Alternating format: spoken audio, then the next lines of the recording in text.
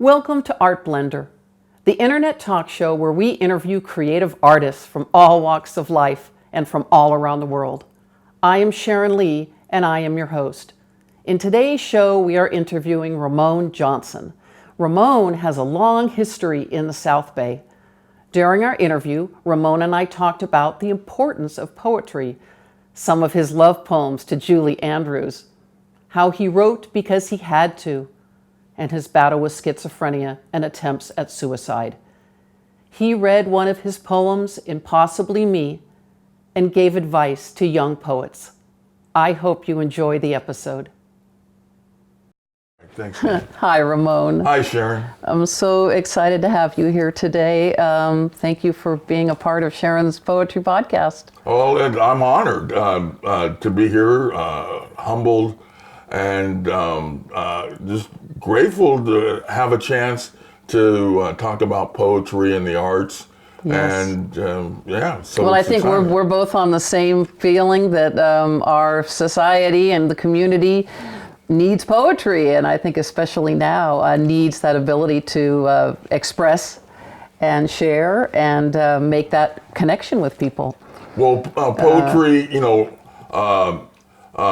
specifically, but also the arts in general, I think just enhance a community so much. And, in essence, I actually wrote a manifesto about this. I should have told you about this before. I just I called it the Soul Man Manifesto, but basically it was talking about how the arts are the soul of a city. Yes. And without arts, a city isn't alive. It can't thrive. Yes. And a city just becomes colorless. Well, one of the things I would like to ask you actually is what age were you, do you think, where words became powerful for you, that you knew maybe that you had a talent for putting words on a page? Well, I don't know so much about talent at putting words to a page, but it became a necessary outlet for me around the age of 8 or 9. Initially, I was writing love poems, love songs to Julie Andrews, who I fell in love with, as so many others did, from Mary Poppins and from, God, I guess this is dating myself, Mary Poppins and of The Sound of Music. Yes. And at this time in my life, things were very traumatic for me as a child. I am a survivor of childhood sexual abuse and rape, and my parents' marriage was falling apart at that time, and it was rather combative and violent. I am schizophrenic, and I first started displaying symptoms of schizophrenia, hearing voices, and the psychosis took place, and I started disassociating myself from reality because my reality was so horrifying. And writing became then a vital outlet and expression for me for things I couldn't talk about to anyone else. Yes. And it's kind of maintained that sense of importance for me throughout my life. If I write because I have to live. I can't survive if I don't, if I'm not able to write. Well, your testimony and what you're sharing is really one of the things that this podcast is all about, is how poetry can be used as a healing tool. And just actually what you're saying is a survival tool. My poetry has also helped me. I am a cancer survivor, breast cancer, 2012, and my husband passed away. And so poetry has truly helped me in the last few years. And so one of the things I wanted to ask you is, would you call yourself a poet, that is your job, that is your career, that is what you have? I'm not really huge into labels. I don't like to be limited or defined by a label. But, you know, being a poet or being a songwriter has been a part of my being almost as long as I could remember. I don't know if I consider myself specifically a poet or a songwriter, but that is a vital part of who I am, part of my essence. Yes. What I'd like to do is, we had talked about you reading some of your poetry, and I know that we had talked about one specifically, and I was wondering, before you read that, if you could just give us a short description or maybe history of that, or would you like to do it after you read the poem? Well, I'll talk about it because it gets a bit into my process. So, but when I write, you know, sometimes I write from a place within myself, and, you know, an expression or an exploration of myself and my feelings and my emotions, my being. And then many times I write from the perspective of others, or in trying to understand others, which I think makes me more empathetic in general, and more caring about other people, and trying to see things through the eyes of others. I wrote this poem, Impossibly Me, poem, song, could be either one or both. As an attempt to get it inside my mother's brain, inside of her emotions, as a way of better understanding where she was at in her life to commit suicide and leave 3 children behind. Even though it's difficult for some people to understand, but when suicide's been entered into your life at a young age, suicide becomes a viable alternative. When you've had a parent who's committed suicide, and I'll just speak for myself, you know, it just made suicide an option. You know, it was just on the plate. You know, let's see, what do I do today when I wake up? You know, I can make breakfast, I can take a shower, I could slit my wrists. It's not easy to be a sister, a daughter, a mother, to love one another. Why should I bother? I just feel that I feel less than the others. Impossibly me, so why should I be? It seems that I gave more than I got. The things that I want are things not to be bought. And when it should have been me, it was me you always forgot. Over and over and over. Impossibly me, so why should I be? It's not easy to know when you've got nothing to show, and nowhere to go, and no one to go with if someone puts on a show. Why do I feel always alone? Over and over and over, impossibly me, so why should I be? I'm everyone's answer, but all I have are questions.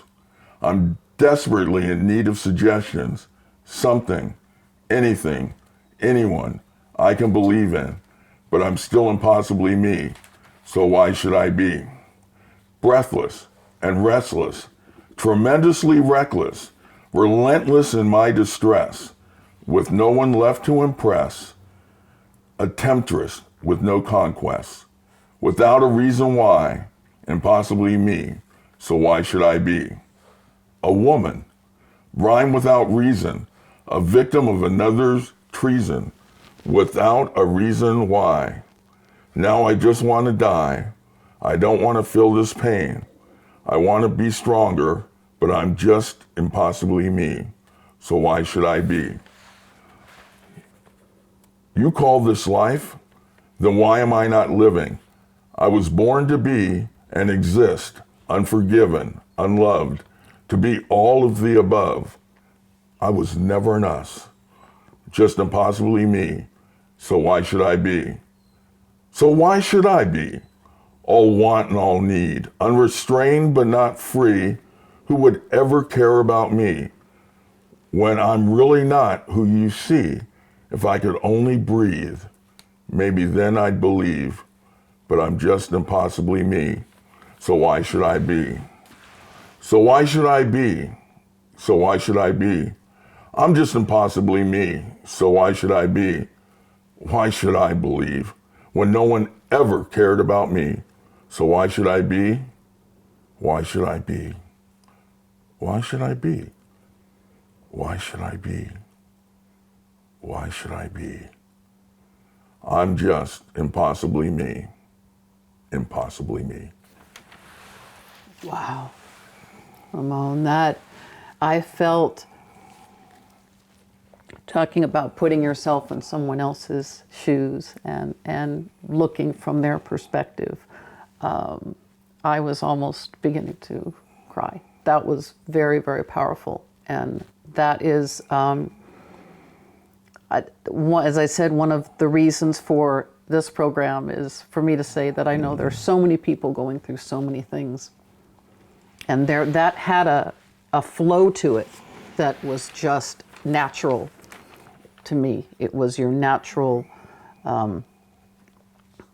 you read very beautifully, by the way. I loved the pacing and all of that, but thank you. That was very, very powerful. I know one of the questions you wanted to ask is what I would say to a young person about Yes. poetry. Yes. And so what I would say to someone about poetry, write. Just write. You don't have to do it a certain way. You don't have to be like anybody else.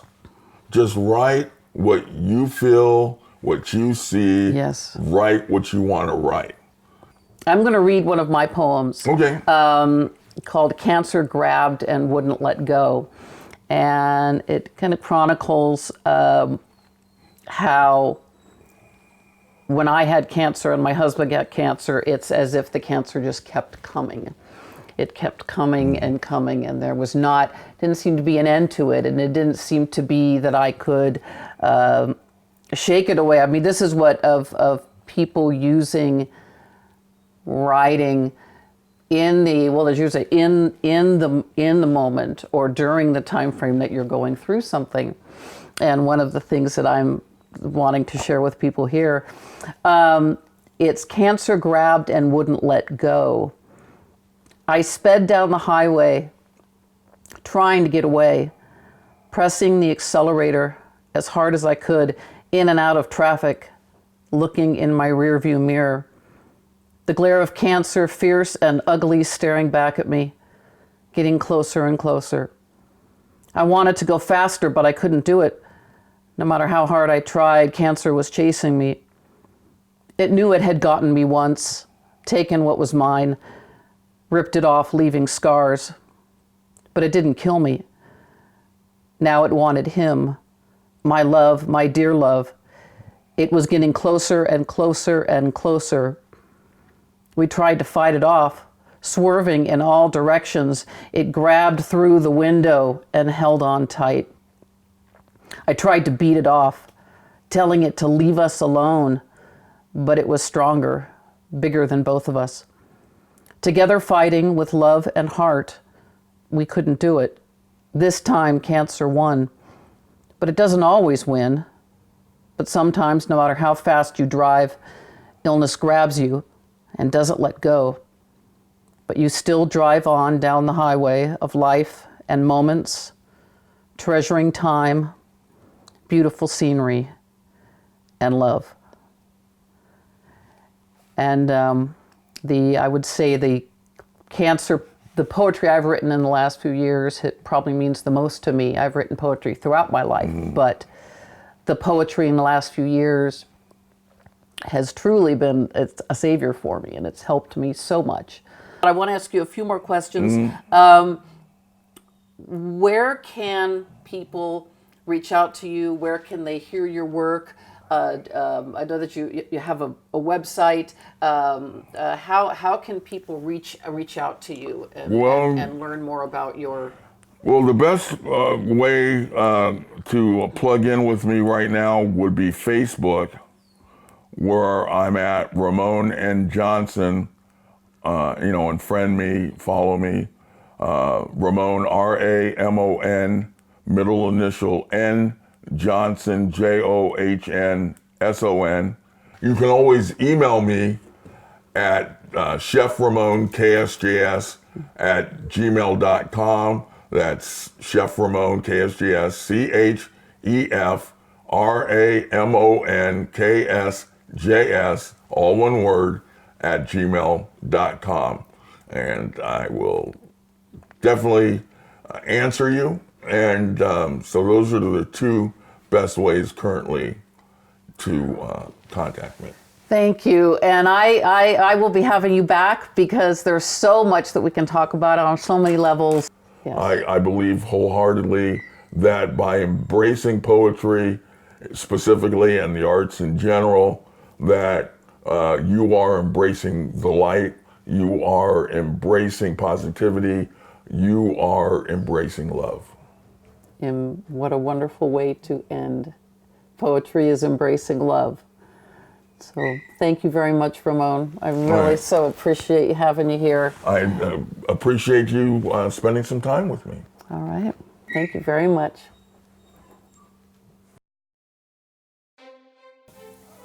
Hi, I'm Sharon Lee, and thank you for being a part of this episode of Art Blender. I hope you enjoyed this and other episodes featuring artists in their own words. What I hope to achieve with this talk show is to highlight the importance of art, which I believe is very much needed in today's world. I want to illustrate the power of art and give artists a platform to share their works. The creation of art can be a healing tool and a vehicle for growth and enlightenment. Art Blender is a labor of love for me, but to continue this series in the future, I cannot do it on my own. I am always looking for your thoughts and suggestions, or you can just drop me a note to say hi. Please email me at the address below. Also, I am always looking for great guests to be on the show. So if you are an artist or know an artist locally, nationally, internationally, please contact our producer and he will get back to you. In closing, I cannot fund Art Blender on my own for the long term and will need your help. So if you would like to make a personal donation or know a business that would like to sponsor an episode, please contact our producer. I am also creating a nonprofit to ensure that the money is used to bring you the most engaging content and ensure the longevity of Art Blender. Art Blender is a place for everyone who believes in the power of art and what it means to call yourself an artist. Thank you for watching today's episode.